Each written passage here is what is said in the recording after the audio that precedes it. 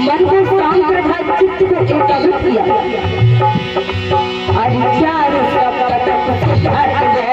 हुए ध्यान में लीन, चार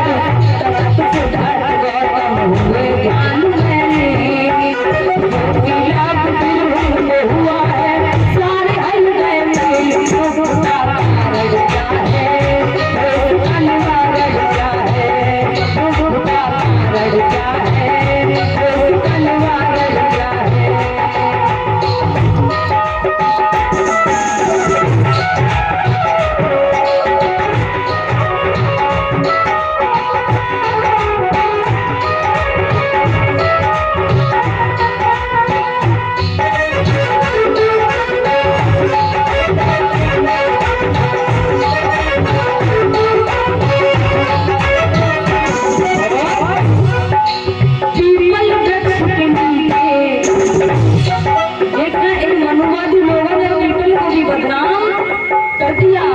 सिद्धार्थ गौतम को ज्ञान लाभ पीपल वृक्ष के नीचे हुआ, उनको बोधि लाभ पीपल वृक्ष के नीचे हुआ, जिसे हम बोधि वृक्ष भी कहते हैं। लेकिन लोगों ने पीपल को बदनाम कैसे किया? पीपल वाला भूत गोबर को पीपल वाला, यानी सिद्धार्थ गौतम पीपल के नीचे तपस्या ध्यान किया, लेकिन लोगों ने उस पीपल को भी बदनाम कर दिया। ये तो पीपल की बात रही, लेकिन लोगों ने, मनुवादियों ने पशु के गोबर तक को हमसे पुजवा दिया। गाय, बकरी, गोबर, वो गाय का मूत्र, ये सारी चीजें हमसे पुजवा दी। आप गोबर धन मनाती हो कि नहीं मनाती हो? पूरी पकवान रखती हो उसमें, और फिर उसी में थोड़ा सा मिक्स हो जाता है, फिर उसको ही खा जाता है। बताइए कौन सी पूजा हुई? मतलब गोबर को भी हमसे बचने नहीं दिया, गोबर को भी पूजवा लिया। याद रखिए, हमें अपनी बुद्धि से काम लेना। गोबर को पूजने से कभी भी तुम्हारा कल्याण नहीं होगा।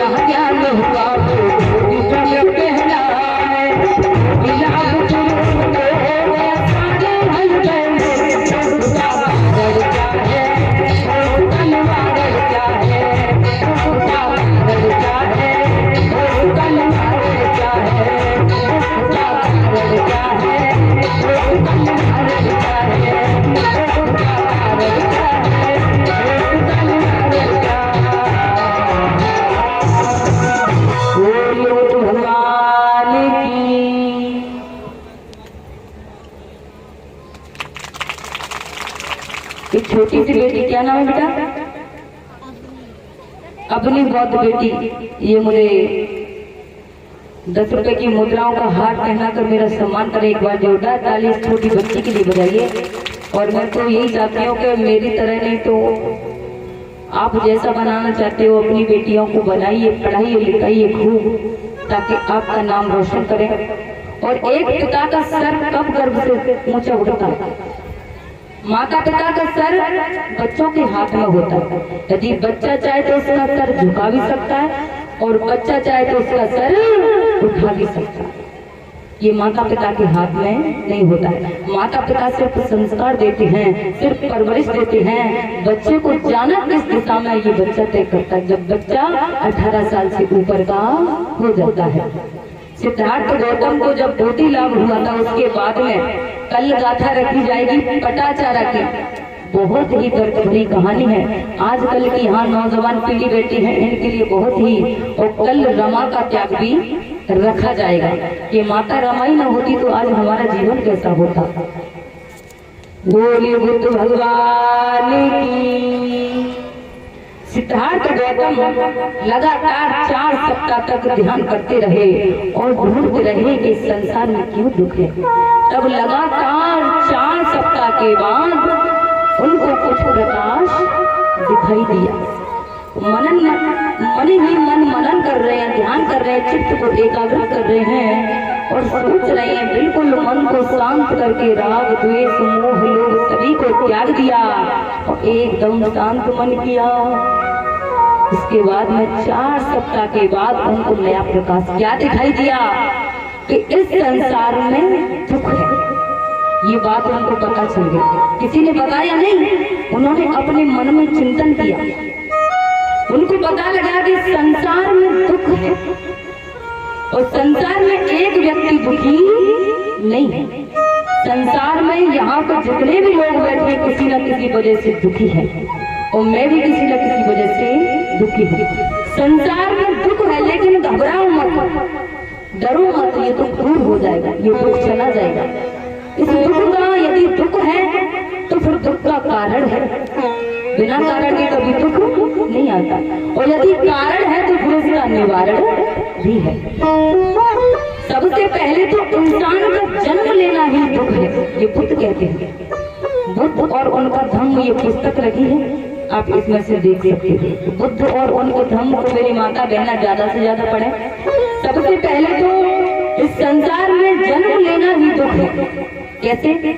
जब बच्चा होता है, किसी का बच्चा, और बच्चा जब जन्म लेता है, यदि बच्चा रोया नहीं तो इंसान को क्या होगा? माता पिता को दुख होगा कि हमारा बच्चा क्यों नहीं रो रहा है।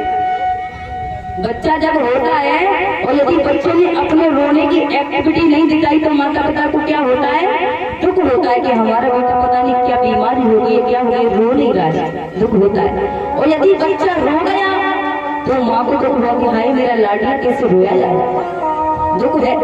धीरे धीरे समय निकलता है, बच्चा जब खेलता है कूदता है, घुटना चलता है, और घुटना चलता है, घुटना चलते चलते यदि जमीन पर गिर पड़े तो माँ को दुख होता है कि है मेरे बच्चे को चोट लग गई। और बड़ा होता है, और जैसे धीरे धीरे धीरे धीरे और बड़ा होता है, अगर शादी ना हो लड़के की तो माता पिता को दुख है कि बेटे की शादी नहीं हो रही है। और यदि शादी हो जाए, पत्नी परेशान करे बेटे को, तो माता पिता को दुख होगा कि हाय मेरे बेटा दुखी है। धीरे धीरे बीमारी आ जाएगी, तब भी तुम होगे हाय हम बीमार हो गए। और फिर धीरे धीरे धीरे धीरे बुढ़ापा आ जाएगा, बुढ़ापे में बीमारियां तुम्हें घेर लेंगी, हाथ पैर साथ नहीं देंगे, तब क्या कहेंगे कि हाय दुख आ गया। तो इंसान का जन्म लेने से मरने तक दुख निश्चित है।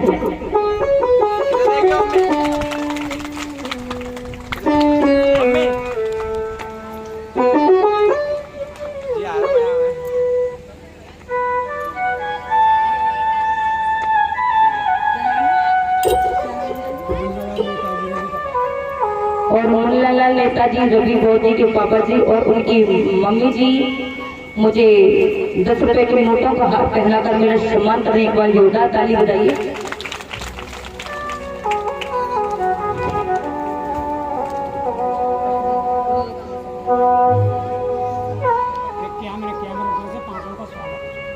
और यहाँ पर 52 रुपए से पूरी समस्त महामाया म्यूजिकल टीम का सम्मान कर रहे हैं। एक बार जोरदार ताली आप लोग बजाइए।